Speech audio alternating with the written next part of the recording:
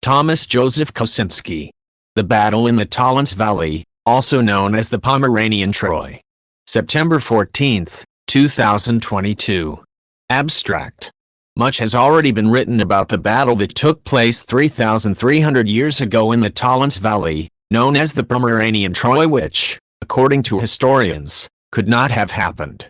The problem is that every year, instead of new information and research results, we receive materials and opinions that contradict what was previously reported.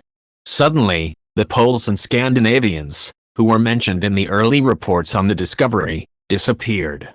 Unfortunately, this looks like a deliberate manipulation of facts and propaganda acrobatics with ethonyms. Suddenly, Germans appeared there, which was not mentioned before, a game of time, and reporting on research results in line with Germany's historical policy. Therefore, it is worth reviewing the state of research on this discovery and considering possible theories about the origins of the participants in this ancient battle and its significance at the time, which I briefly discuss in this article. I also present a theory about the expansion of the Veneti over the Baltic Sea, as well as a report from my visit to Schwerin in 2016 and my meeting with Dr. Detlev Janssen, responsible for the archaeological position in the Tollense Valley. Part 1. A brief discussion and description of the discovery. In our country, it was Witold Szymanowski who first reported on the Battle of the Tollense River, but without much response.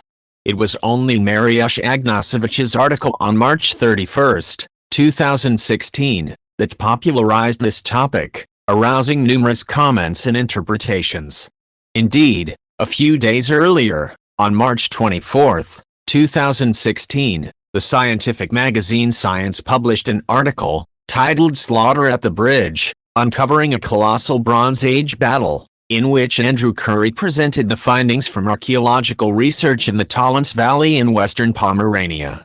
Agnosowicz mainly based his considerations on this article.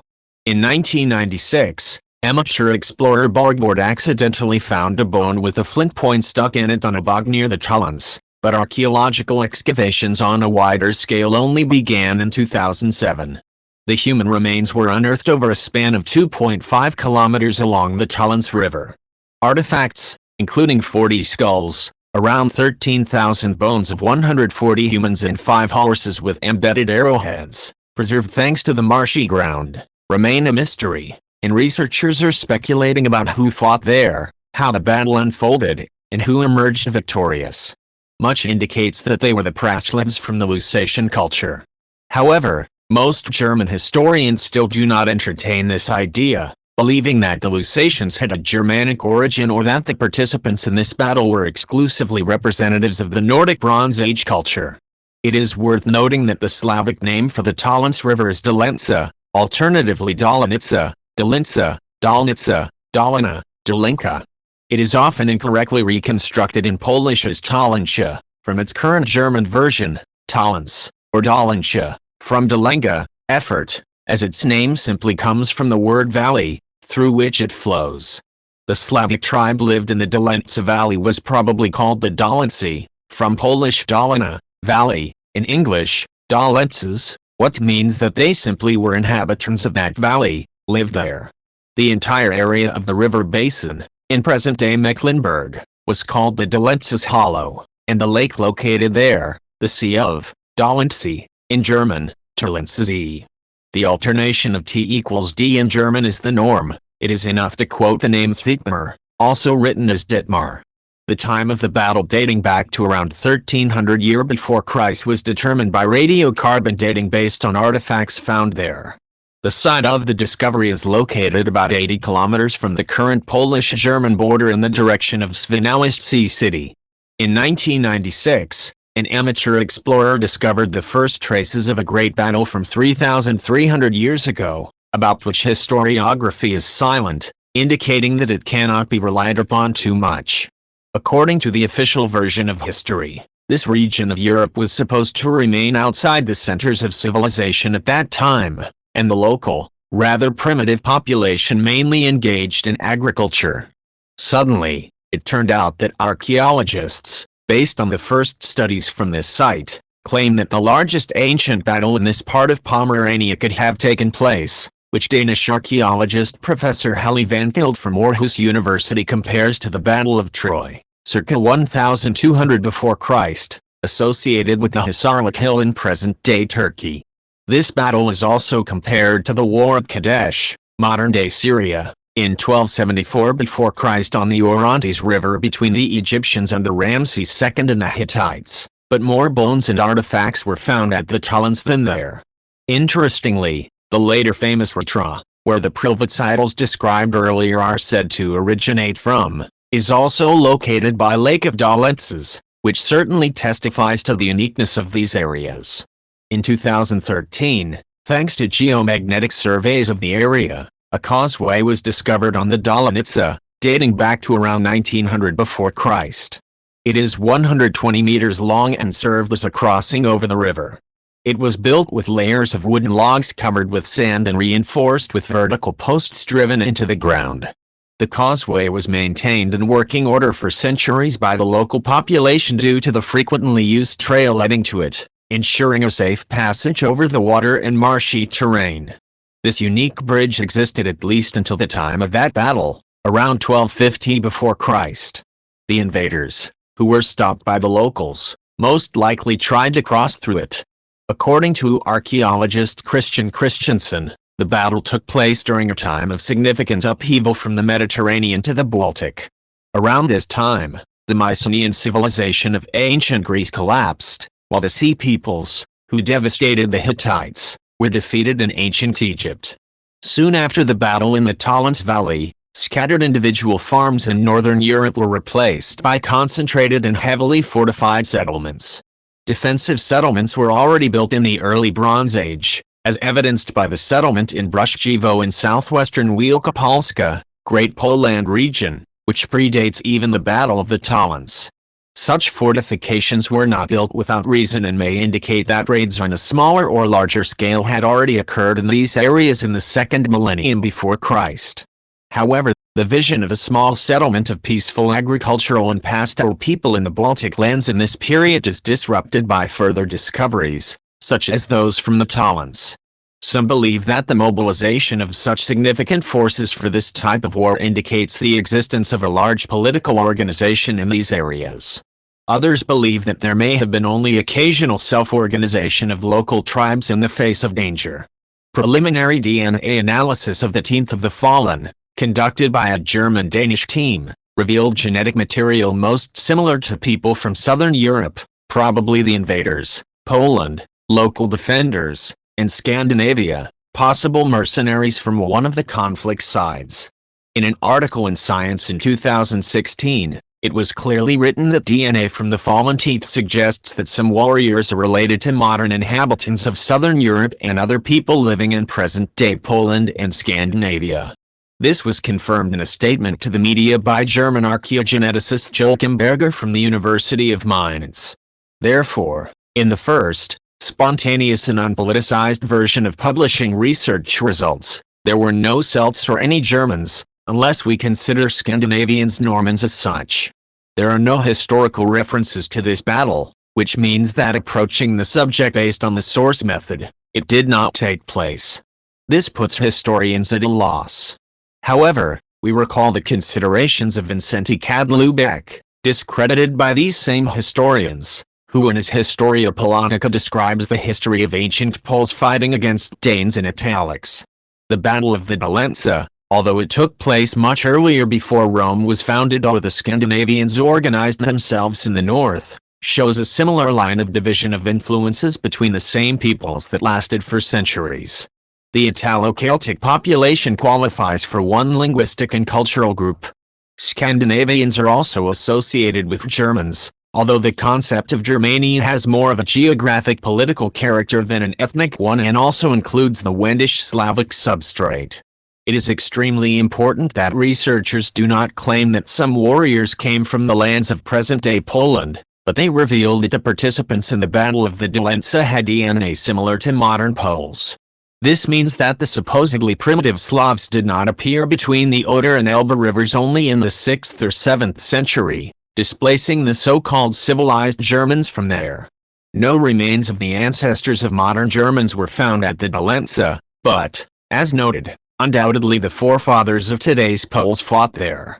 This indicates, contrary to the officially adopted allocthenous theory, a genetic continuity of settlement of lands west of the Oder by our ancestors since ancient times, over 3,250 years ago, which is also confirmed by modern genetic and linguistic studies conducted by foreign scholars such as Peter Underhill, Giancarlo Tomaselli, Mario Alini, James Mallory, or Anatol Klyasov, as well as Polish scholars, Tomasz J, Anna Uris, and Janusz Piontek. Christian Sell in his 2017 doctoral thesis, defended at the University of Mainz, also discusses the battle in the Tollense Valley, but does not provide the haplogroups of the samples examined. Based on the autosomal DNA analysis, however, he clearly states that the genes of ancient warriors from the valley of the Tollense River, Tollencidal site, are most similar to the genes of contemporary populations, Poles, Austrians, and Scots. The order of these nations was given in the order of their strongest statistical similarity. Thus, it follows that Poles are in first place in terms of genetic similarity with the participants of this ancient battle. As Adrian Leszczynski notes in one of his articles on this topic, unlike Joachim Berger's statements, Christian Sell assumes that the warriors were rather local people. The Scottish substrate present there may be associated with the Celts, who are linked to the tumulus, barrow, culture and are likely responsible for the decline of the Urnfield culture and many other smaller cultures, especially those grouped in the Middle Danube Basin. Maybe the expansion of the Kurgan people also reached the north, but was stopped precisely over the Tollense by the Oder tribes, which created the Lusatian culture there.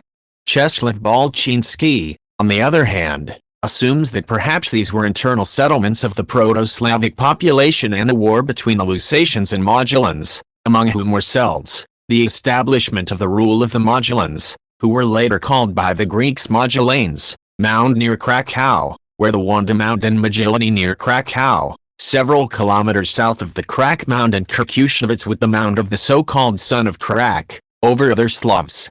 But it is also possible, and more likely, that the units that left an archaeological trace in Gushitsa and over the Tollense, are the army of the Modulans sent west to protect the territories of the Lusatian and Scandinavian Slavs from the attacks of the Celts, and then to lead the war against the advancing Celts from the west. The founder and administrator of the Eurogenes blog, edited in English, David Wesolowski, known as Dawidzki, also attempted to interpret the samples from Weltzin, Polish, Ilchin. Based on principal component analysis, he wrote unequivocally that the DNA of warriors from the Tollense Valley is closest to the Slavs, particularly contemporary Poles. Adrian Leszczynski commented that data as follows: it shows that the warriors from Weltzin are biologically closest to the contemporary communities inhabiting the same area where the battle took place and where the fallen warriors came from. The highest similarity applies to residents of Western Poland, the Czech Republic and Eastern Germany. As we know, the residents of Eastern Germany and pre-war residents of present-day Western Poland are largely Germanized Slavs. In addition to them, there are non-Germanized Sorbian and Polish autochthons. Their similarity to the warriors from the Tollense River thus indicates the genetic continuity between the warriors from 1250 before Christ and contemporary residents of the same lands. It also indicates the continuity of the same biological population inhabiting the lands of Western Slavdom from at least the 2nd millennium before Christ to the present day. These above-mentioned findings and conclusions of various authors completely refute the long-discredited allocthenous theory, advocated by supporters of Kosinski, Godlewski, his student Parkevsky, and their followers, about the arrival of this people from the Pripyat region to the Oder-Vistula lands in the 7th century Anno Domini. However, Professor Parkevsky and his like-minded colleagues still repeat their untrue theses in this matter in public debate, claiming that genetic research explains nothing. Either these academics do not understand it, or they simply do not want to accept these facts because it would also be a painful admission of years of preaching false views. Furthermore, this discovery may confirm that it was the Proto-Slavs who formed the core of the Lusatian culture, which encompassed the areas of present-day Eastern Germany, all of Poland, the Czech Republic, parts of Slovakia, and reaching as far as Volhynia. This also supports Józef Koszczewski's belief, contrary to the German narrative during the partition period, that Biskupin was a Proto-Slavic stronghold. Who knows, the same may be true for the Lusatian settlement of Buk, Polish, Buck, near Berlin. Let us remember that this distinguished professor, by advocating the thesis of the Slavic character of Lusatian culture, also defended the autochthonous theory of our ancestors. Józef Koszczewski described these words in his book entitled Wilka Polska in Prehistoric Times, published in Poznan in 1923. So far, it has been believed that in the Late Bronze Age, only a few primitive Proto-Germanic tribes lived along the Baltic Sea. Most of them were simple farmers. However, Thomas J, a German archaeologist, unequivocally states that they were not farmers who occasionally took up arms, but rather trained warriors. This confirms, among other things, studies of skulls, of which 27% have traces of healed head wounds, indicating that they were experienced warriors who had been involved in many similar battles. Most of the killed were men in their prime, between the ages of 20 and 40, suitable for warfare. The battle was said to have lasted a short time, a day or two, as determined by unhealed wounds on the remains, although this is not certain because they could have come from the last days of fighting. Dr. Detlef Janssen, the archaeologist responsible for the site at Vilchin, believes that the locals attacked the merchants because some of the skeletons show deformities resulting, for example, from carrying heavy bags of goods. However, the question arises as to why so many locals were killed if the merchants only came to the area for trade. Therefore, the merchants must have been accompanied by a strong armed escort, as well as women and children, since some such few skeletons were found there. Or the traders who knew this route could have been just guides for the invaders. On the other hand, the aforementioned Danish archaeologist Helly Vankild suggests that the battle had a European character, and certainly trans-regional. It was an allied army as complex as that described in Homer's epic about the Trojan War, dating from about 100 years later. It is estimated that a total of 2,000 to 4,000 warriors armed with wooden maces, stone axes, bows, as well as bronze knives and swords, which were probably mostly taken from the battlefield by the victors as valuable trophies at that time, participated in the battle. Among the finds are also metal shoulder pads, arrowheads and spearheads, copper bars, clothing pins, as well as tin, bronze and gold rings and other objects. The lost weapons and decorations found in the Tollense Valley, according to archaeologists, correspond typologically to the period of the Nordic Bronze Age culture, which existed from 2200 to 400 before Christ. Its range covered the area of northern Germany, Denmark, southern Scandinavia and Gotland, as well as other islands in the southern part of the Baltic Sea basin. It is possible that this is the defeated warriors' weapons that could not be taken as loot by the victorious Slavs, as they fell into the river or swamp themselves or with the body of the slain. It turns out that the battle took place on the border of three newly emerging cultures: the Nordic Bronze Age, proper to the Proto-Germanic peoples, the circle of the Urnfield cultures, associated with the Celtic peoples, and the Lusatian Proto-Slavic culture. According to Professor Koszczewski's concept, the Proto-Slavs created the Lusatian culture, bordering on the Nordic Bronze Age culture. Therefore, this conflict may have arisen at the intersection of both cultures and had the character of a struggle for influence in this area between the Nordics and Proto-Slavs, and the population from southern Europe provided support to the ancestors of the Poles, not invaders. Especially since the Lusatian culture, due to numerous similarities, is classified in the circle of the Urnfield cultures. However, from known data, it may follow that the Nordics expanded their influence on the southern coast of the Baltic Sea at the expense of representatives of the Lusatian culture, perhaps just after the victorious battle at the Tollense 150 years earlier. These and other assumptions can be clarified by the precise results of paleogenetic research, providing the haplogroups found in the remains from Vilchin, the publication of which German scholars are not too willing to do. Furthermore, work at the Tollense site was interrupted, apparently for financial reasons, but various doubts, including attempts to manipulate research results, cast a shadow over this decision, which will be discussed further. It is not known whether mapmakers of this type, with the ranges of individual cultures as shown above, are also involved in promoting a certain historical policy instead of dealing with facts. Research on this site has covered only about 500 square meters, that is about 10% of the area. However, more artifacts have already been found than in the fields near Grunwald, the famous battle between Teutons and Poles in 1410 CE, or other places of great wars known from history. Presumably, the marshy terrain of the valley helped to better preserve the remains and accessories than in other battle sites. Since bones of 140 people were found on such a small part of the terrain, there may be over 1,000 casualties at the Tollense, and even several thousand participants in the battle. This indicates the existence of large communities in these areas, not just groups of primitive tribes, as academic science has previously claimed. Research has been carried out not only on DNA and radiocarbon dating but also on isotope testing. Doug Price analyzed strontium, oxygen, and carbon isotopes in 2010 from the Tollense Valley and cannot accurately determine who the deceased warriors were. He himself says that the range of isotope values is really large, adding we can argue that the dead came from many different places.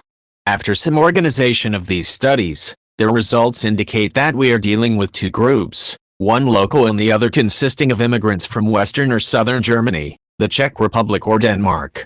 The lack of results of the ratio of specific types of isotopes suggests that non-local warriors did not come from Scandinavia after all. So we have another mystery here because most of the artifacts found belong to the Nordic Bronze Age culture, but there are no Scandinavians among the fallen. Perhaps something is wrong with the cultural classification of the findings, or the Nordic Bronze Age culture originated on the southern coast of the Baltic Sea and only later spread to the Scandinavian peninsula. Based on nitrogen isotope studies in the teeth of the victims, it has also been shown that some of the fallen were eating millet, which was known more in warmer countries around the Mediterranean Sea at that time, although this cannot be a localization determinant as millet grains were also found in Mecklenburg-Vorpommern.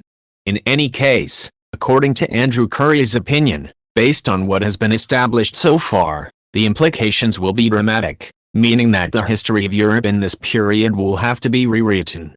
Part 2, My Local Vision in Schwerin in 2016. After reading the first articles from 2016 about the Battle of the Tollense, in the summer of the same year, I drove to northeastern Germany. I was looking for Slavic traces there, including Privatsidels, and of course, I also visited archaeologists working at the Tollense site. I arrived in Schwerin, where the scientific base is located at the nearby Schloss Willigrad, where excavated remains from Wilchenau are collected and preserved. I was able to personally talk to German researchers about this discovery, including the main archaeologist responsible for this site, the sympathetic and friendly Dr. Detlef Janssen, who also agreed to let me take a photo session in his laboratory. By the way, it was Dr. Janssen who also showed me the exact location of the storage of the Privatsidels and recommended me to his colleagues from the Ethnographic Museum in Schwerin, thanks to which I was able to see these artifacts with my own eyes, kept in underground safes. Moreover, thanks to his recommendation, I obtained permission to take pictures and manually view them, about which I wrote a book about the secrets of runic relics from Ritra, published in 2018. Scientists working under the direction of Dr. Janssen were quite cautious about drawing any conclusions during my visit. They claimed that to discuss in more detail the origin of the participants in the Battle of the Tollense River, one needs to wait for the official announcement of DNA test results, which however Germany has been delaying for quite some years.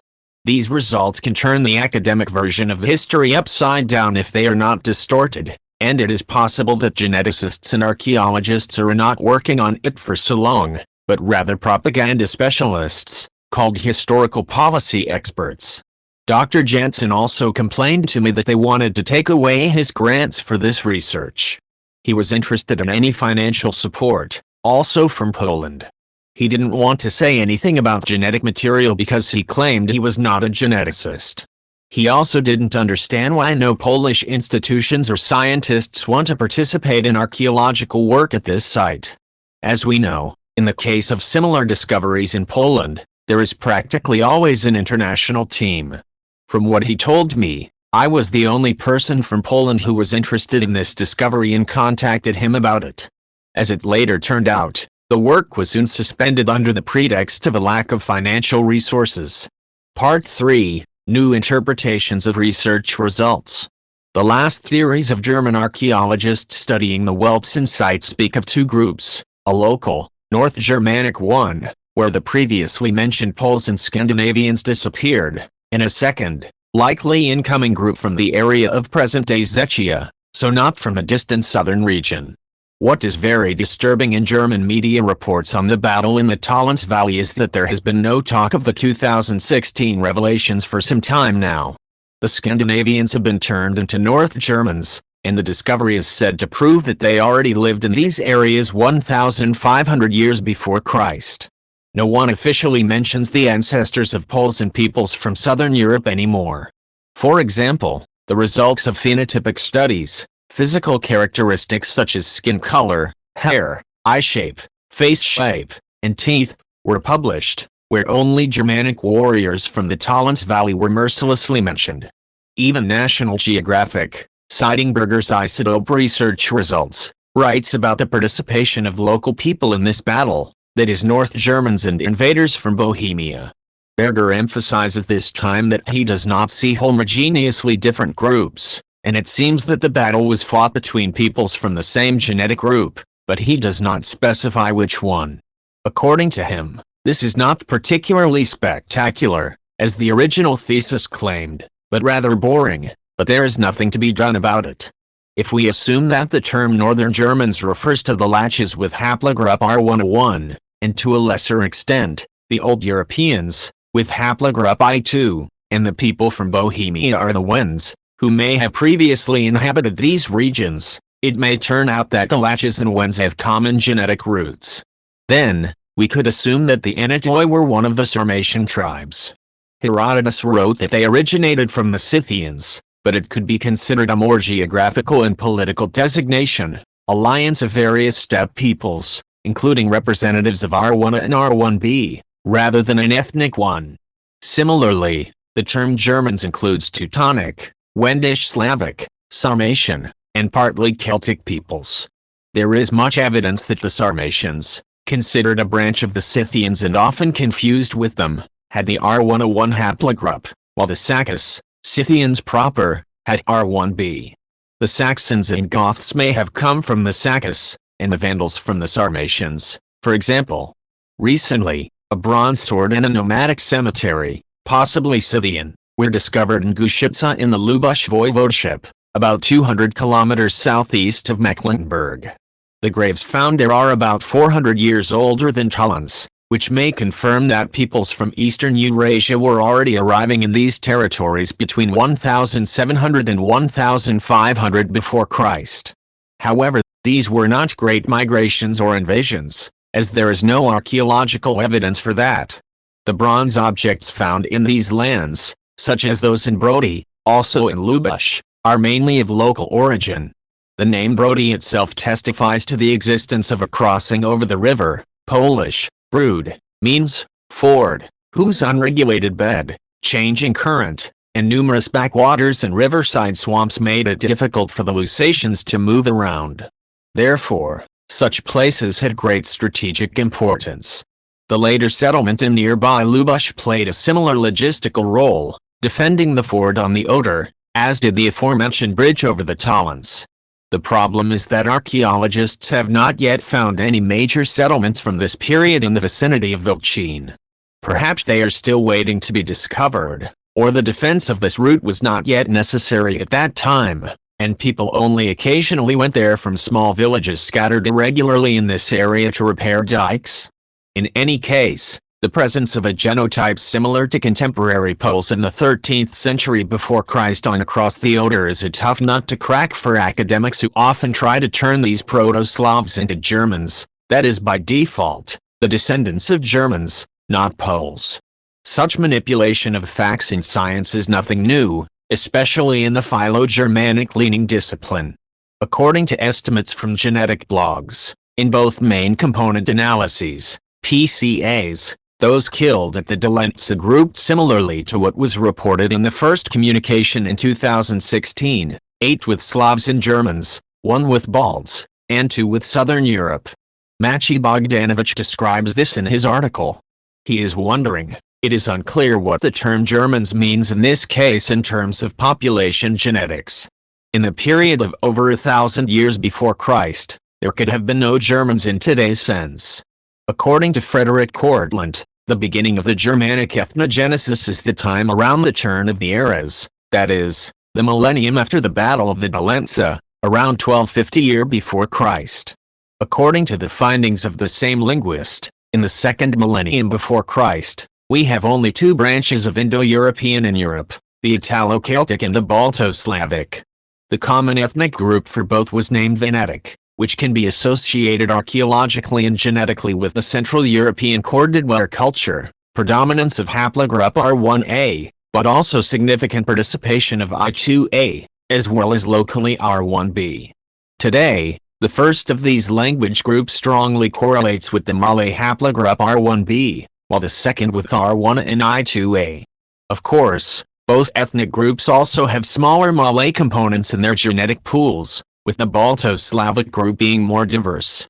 In the female genotypes, the components of both communities are more similar to each other, with the main role of mutation H, but also U. The further back in history, the more U. Meanwhile, contemporary German-speaking populations in Malay haplogroups, Y-DNA, are a mix, in varying proportions, of R1b and R1a, but with a significant participation of I1, originating from the pre-Indo-European Scandinavians. Bogdanovich suggests that these were also border regions between the Nordic Bronze culture and the Lusatian culture. From the previous findings, it can be inferred that the group of warriors from the southwest was stopped at this point by defenders of the crossing. These border guards from the side of the Lusatian culture turned out to be, in the light of previous research, the winners. Because they practiced cremation, they took their fallen and subjected them to their typical rite. As is usually the case in such situations, the bodies of the defeated remained on the battlefield. I am aware that the genes of the losers in this battle also do not give a clear answer about their ethnicity. On the one hand, Celtic R1b, on the other, Slavic I2a. It can be safely stated that they were an Indo-European group. However, what cultural community they presented, it is difficult to judge today, unlike the undoubtedly Slavic Lusatian culture. It is possible that they were a federation of some tribes just near the Lusatian borders, which decided to take control of the Key Oder estuary for the Lusatians. In September 2020, Bogdanovich wrote, based on the currently available data, it can be inferred that one of the sides in the conflict over the Tollense River came from the circle of the Navis and Unetids cultures. Since around 1300 year before Christ, it covered the areas of today's central and western Czech Republic as well as Thuringia and partially Bavaria and Saxony. The other side represented the Lusatian culture, stretching from eastern Germany through almost the whole of Poland, reaching Moravia in the south and even reaching Volhynia. The Novatians were the invaders, while the Lusatians defended themselves. The invaders were literally shot down from bows. Most of them were killed by shots in the head and chest.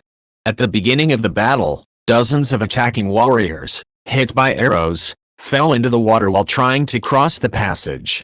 Others fell shot on the riverbank, usually during the escape. The winners took their dead and finished off the enemies, taking their valuable equipment.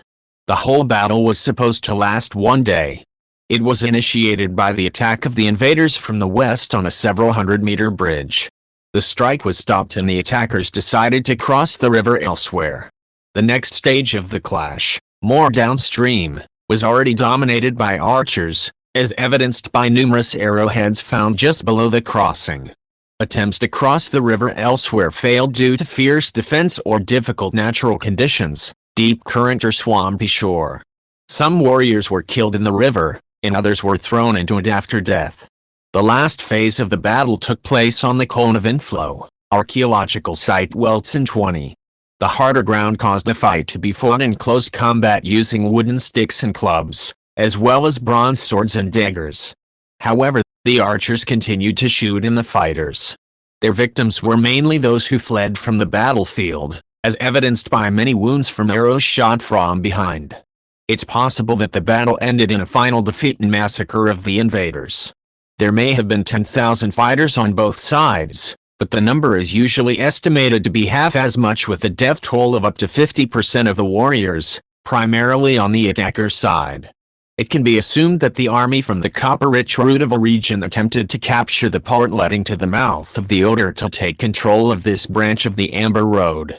A historian from the Ruda website refers to the latest findings of geneticists, which indicated the dominance among the fallen of people from the territories of present-day Czech Republic and Germany north of Bavaria, that is, from the areas where the Navis culture functioned in the 13th century before Christ.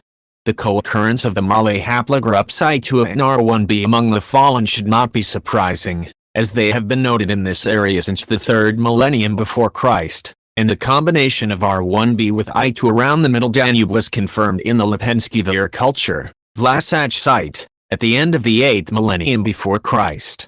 Therefore, in the case of the overwhelming majority of the fallen near the Tollense, there were not two separate ethnic groups but one with two dominant haplogroups. Taking into account the claims of paleolinguists, Alinari, Cortland, and others, in the Central Europe of the second half of the 2nd millennium before Christ, Proto-Slavic was already developed, with emerging Proto-Celtic elements in the subalpine region.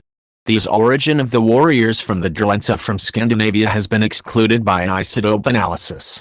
Also, Y-DNA analyses do not support this direction. Lack of derived haplogroup I1, which altogether puts into question the participation of representatives of the Nordic culture of the Bronze Age, presumed Proto-Germanic people, in the battle, although after it, the cremation typical of the Lusatians became widespread in this circle.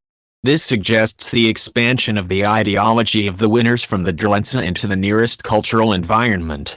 The blogger notes that, the most interesting thing is the connection of the date and place of the battle with the archaeologically detectable beginning of the solidification of the Lusatian culture in western Pomerania. The description of the clash indicates that already in this initial period, the Lusatian state had mobile and well-trained archer units that acted in a coordinated and reconnaissance manner based on the system of border fortifications. The further development and cultural continuity of the lands from the Middle Elbe to the Upper Dniester and from the Baltic to the Middle Danube, Moravia, which initiated the separation of the Lahidic language group, allow us to see the beginnings of the Polish nation at this time and place, the emergence of the Lusatian culture. The negligible participation of warriors with R1A, as Bogdanovich explains above, can be attributed to their victory in this battle and the collection of the fallen bodies and their burning, in accordance with the then tradition of the Lusatians, Proto-Slavic people. It is noted that among the fallen near the Tollense, one sample of R1 was found. This is the paternal haplogroup mainly associated with Balto-Slavic mutations. The distribution map of stable strontium isotopes does not exclude West Pomerania, in the immediate vicinity of Pomerania, as the place of origin of this warrior. This suggests that he was a representative of the Lusatian culture. His comrades in arms did not find him on the battlefield, so his body was not taken and cremated. Part 4, the thesis of the Veneti expansion to the Baltic. It seems quite controversial that it could have been the expansion of the Veneti, Wends, over the Baltic Sea after the lost Battle of Troy, dated more or less to the same period, 1184 year before Christ. Differences of up to 100 years in C14 dating are an acceptable margin of error, especially in the case of contaminated samples. The historically confirmed Inuit people took part in the Trojan War against the Achaeans. After the lost battle, they left their lands in Paphlagonia and sailed to the northern coast of the Adriatic Sea. It is possible that among the refugees were also representatives of the Racinoid people, later called Etruscans by the Romans. Their arrival on the Apennine Peninsula is also estimated to have occurred at the end of the 2nd millennium before Christ.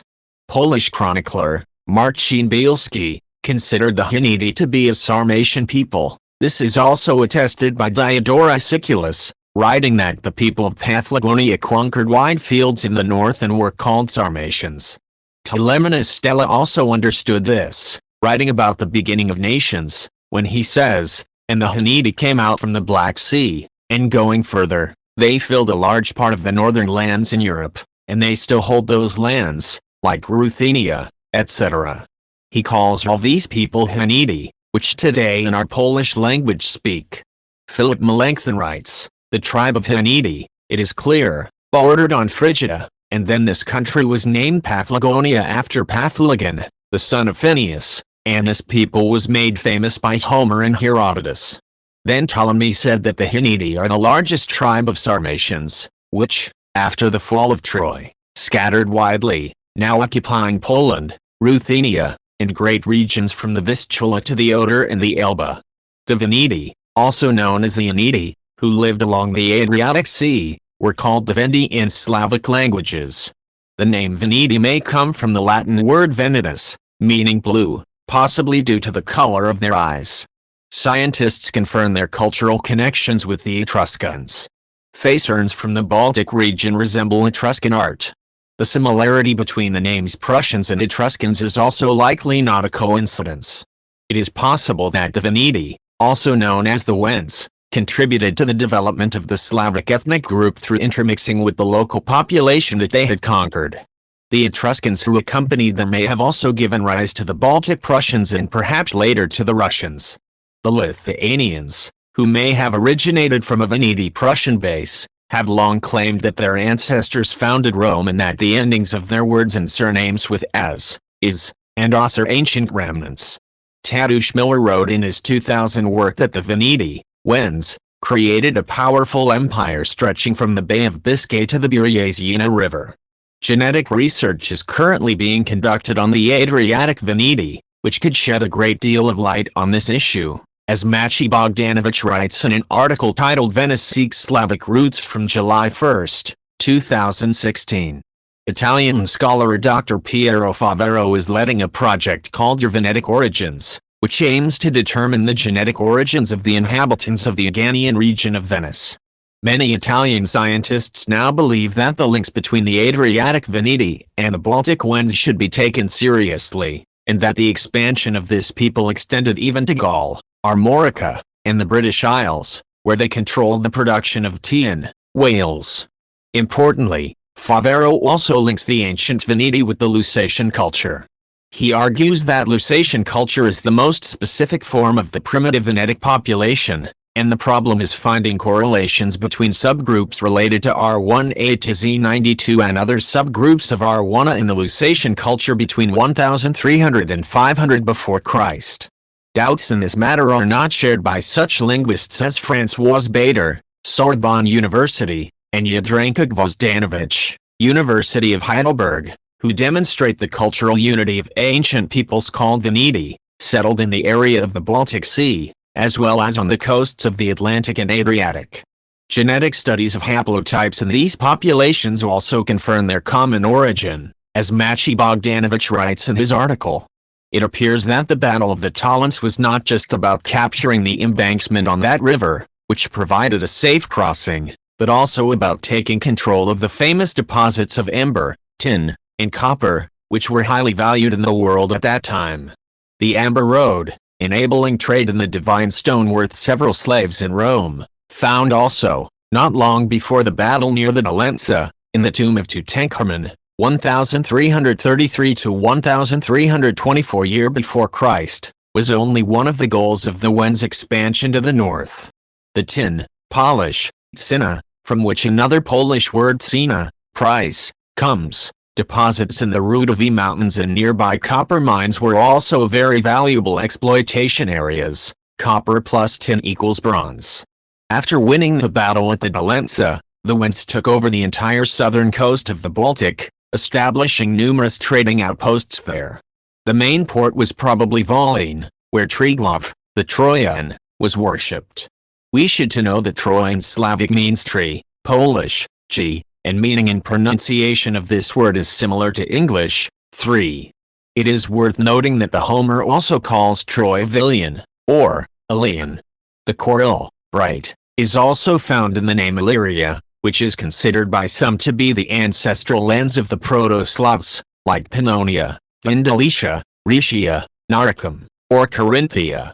These are further strange coincidences in nomenclature between the Trojan myth, Roman history, and the history of Slavic lands, and the facts about the battle at the Tollense.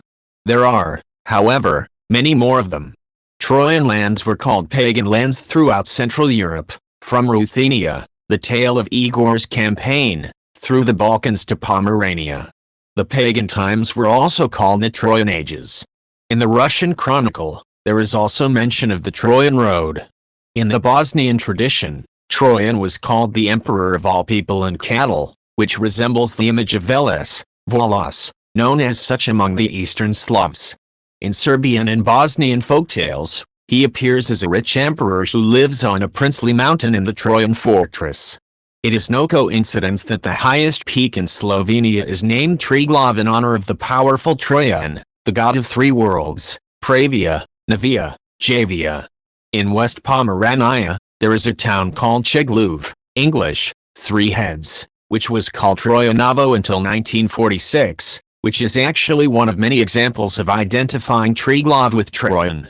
The main center of Trojan's cult and power was not only the aforementioned Volhyne but the entire West Pomerania, including Szczecin and Braniborov over Havala, present-day Brandenburg, which were not so far from the Tollense.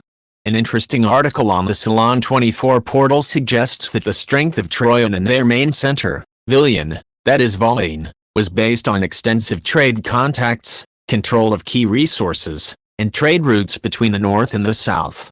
The Trojan alliance could have eventually led to the control of the entire Baltic trade, that is the takeover of Helena. The 10-year war against Troy for Helena would have been a war for control of the Baltic and Amber routes, that is the most important route in European history, which was not stable at all but led through various routes, from the Jutland Peninsula and Elba, through Volhyne and the Oder, Vistula, to the Gulf of Riga, Dvina, in the Black Sea. The Oder route had the main advantages as it connected with Cilicia, the raw materials and mining mecca. Felice-Vinci's theory is also an interesting concept. He believes that Homer described events not in the Mediterranean but in the Baltic. According to him, the Trojan War took place in the vicinity of present-day Turku, Finland, and Hellas as a state whose remains on the Baltic are such names as Helsinki or Hel. He cites a number of topographical evidence that matches the sub-Baltic regions, which have nothing to do with the terrain and distances from the Mediterranean basin described in the Odyssey. It is also possible that the Venetian people who worship the Trinity, Troy, of gods, the sun, moon, and earth, founded their cities, originally called Troyas, in various places in conquered Europe. The presence of the Venetian Gaul is historically confirmed, and according to legend, the name of the city of Paris derives from the Trojan Paris. Rome is also said to have been founded by a refugee from Troy, Aeneas, whose name is very similar to the Anatoi, Henatoi, Veneti, Vandals, people. I have previously drawn attention to this, also explaining the name of the Trojan king Priam as a nickname meaning preimage, proud. His real name was said to be Potarses, in Polish it is Potarekift. The similarity between the names of the Achaeans and the Latius is also worth noting. There are also strange similarities between the shield of Achilles, a hero from Troy described in the Iliad, and the so-called Disc of Nebra found in Saxony-Anhalt, dating back to around 2000 before Christ. Stanislav Bultza also wrote about the Slavic origins of the Trojans, but unfortunately, his articles on the Polish Club online portal are no longer available and have only survived in fragments on Czesław Balczynski's blog. Stanislaw Bultza writes about this in an article titled The Proto-Slavs, Slavs Descendants of Trojans, which only reinforces my belief that the internet is not the best place to store this type of research. I was able to copy it to my portable archive in time and can refer to it here. The author notes that in the Trojan War, the Hannidi fought on the side of the Trojans. Homer wrote about them in the catalogue of ships, the Halizonians from distant Alib, where is born the silver, and that they held Erythini under the high hills of Sadnina, and they that possessed Sitors in the lands about Sesamus, a land where the mules are bred in numbers. These were led by Acamas and the warlike hero Pholus, sons of the great-hearted Theseus, whom Astyoche bore to him in the realm of lovely-haired Pirithous. The cities mentioned by Homer, Sartoris and Sessimus, were located in Paphlagonia. According to Herodotus, however, the Veneti came from Eastern Europe, and according to Titus Livius, they arrived on the Adriatic coast in the 13th century before Christ with the Trojans under the leadership of Antenor and defeated the Eganians, founding their state, Venetia Eugenia, Veneto, in the northeast of the Apennine Peninsula. The first archaeological traces of the Veneti, however, are recorded around 950 before Christ, and their peak development period is from the 6th to the 4th century before Christ. It was only later, according to some historians, that they went to the north and west of Europe.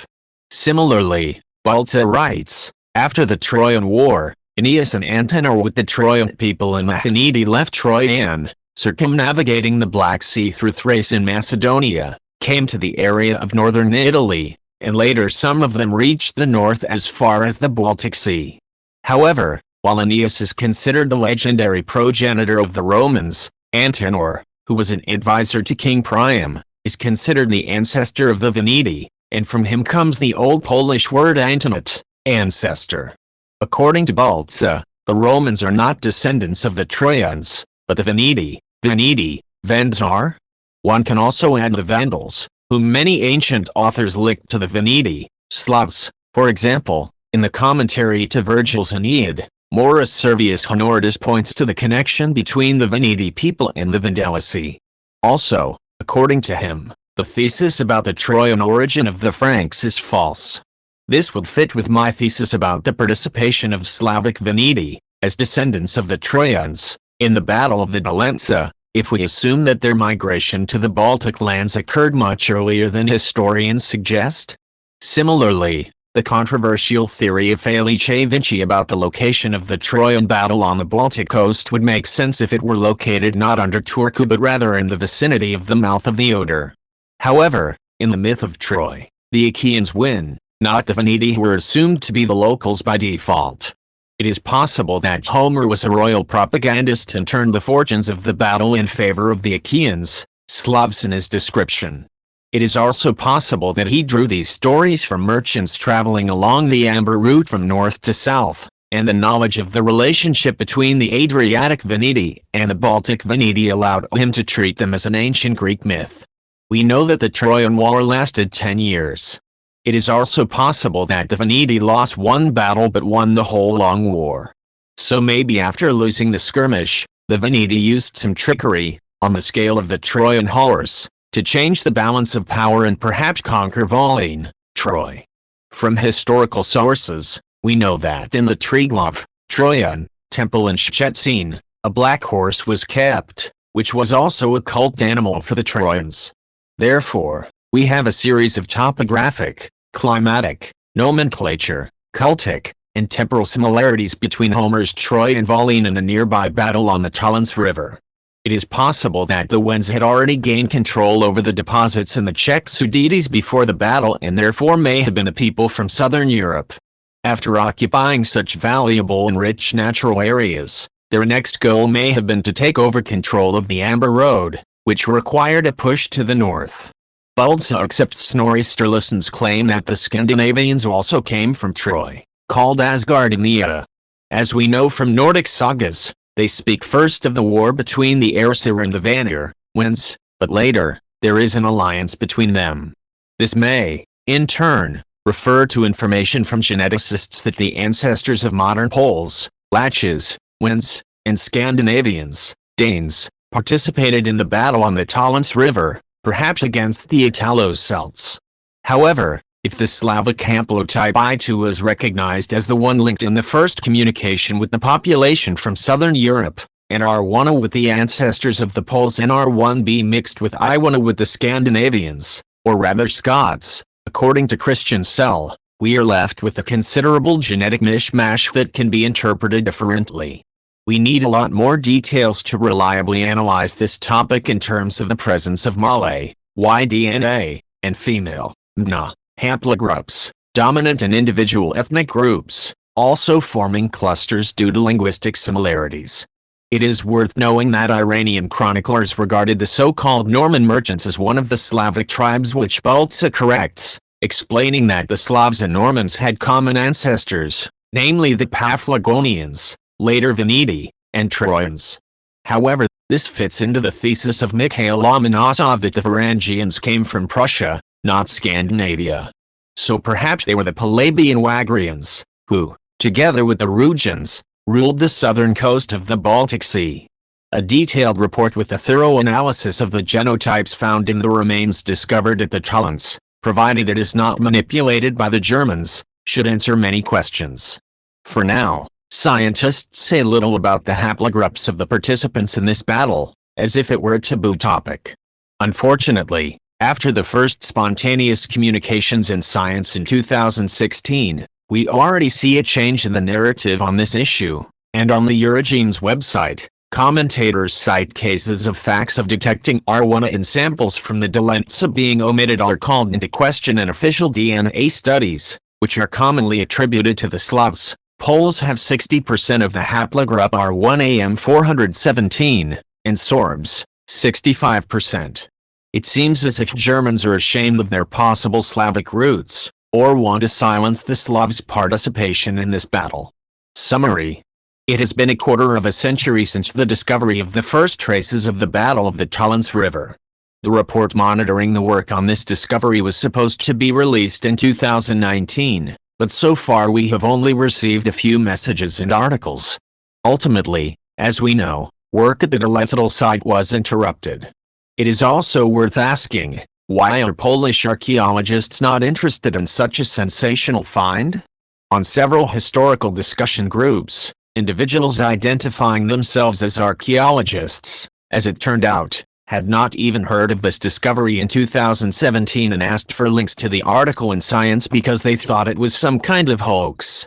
Is this a sign of ignorance on the part of our scholars, or just playing into old paradigms created for the purposes of a philo-German version of history? One possible cause of the battle could have been a commercial expedition to the north by Proto-Celtic merchants, involving Star Europeans from southern Europe, to trade with the West Slavic Lusatians. However, uncertain of their reaction, the traders hired mercenaries from different parts of the Celtic sphere to protect the transport. They were professional soldiers with bronze weapons, and some of them rode horses. The caravan with military escort headed north to sell metal products and probably return with amber and furs. However, while crossing the Tollense River, it was attacked by locals who decided to acquire the goods by force instead of paying for them. The defeated as well as the victorious left their skeletons, weapons, and ornaments on the banks of the Tollense River that could not be extracted from the riverbed or marshes. This version of events excludes the involvement of Scandinavians through isotopic analysis, suggesting a conflict between Proto-Celtic and Proto-Slavic peoples. It is important to remember that autosomal DNA studies indicate a genetic similarity between the remains found at Tollense and Slavs, which suggests that it could have been a large battle between local Wendish tribes and foreign mercenaries, possibly for dominance over the entire Proto-Slavic region. The hypothesis of the expansion of the Veneti to the north is also worth considering. However, if we accept that the Sarmatian Veneti were descendants of the Paphlagonians and Trojans, and the Achaeans were the Latrians, a related people, then the question remains as to why such a large conflict arose between them. Homer reduced it to the myth of the abduction of the beautiful Helen. Who knows if the reason was not more prosaic and it was about taking control over Hellenic influence, that is the land of the sun on the Baltic Sea with its rich amber deposits, the priceless sunstone. Nevertheless, I am increasingly convinced that the war for Troy was played out in the old Slavic territories near the mouth of the Oder, rather than in ancient Greece. I am skeptical about both Homer's mythical account and the location of Troy by Schliemann, the German amateur archaeologist who was immediately hailed as the discoverer of the mythical city, although he did not find many artifacts or remains there, as is the case in the Tollense Valley. The term, Pomeranian Troy, used by Van Kilde, may not be so far-fetched after all.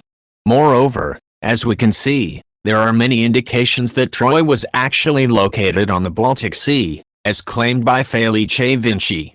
There are still many unanswered questions, but we must believe that sooner or later, the truth hidden near the Tollense River near Vilchin will come to light.